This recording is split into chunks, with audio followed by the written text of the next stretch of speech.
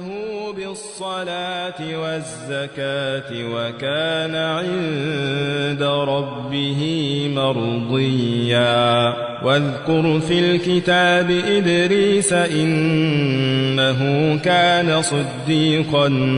نبيا ورفعناه مكانا عليا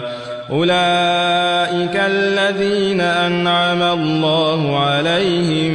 من النبيين من ذرية آدم وممن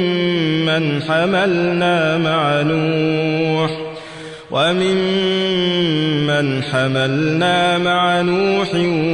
ومن ذرية إبراهيم وإسرائيل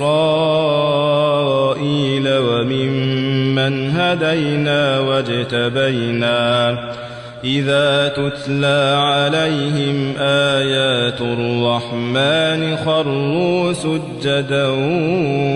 وبكيا فخلف من بعدهم خلف أضاعوا الصلاة واتبعوا الشهوات فسوف يلقون غيا إلا من تاب وآمن وعمل صالحا فأولئك يدخلون الجنة ولا يظلمون شيئا جنات عدن التي وعد الرحمن عباده بالغيب إنه كان وعده مأتيا لا يسمعون فيها لغوا إلا سلاما ولهم رزقهم فيها بكرة وعشيا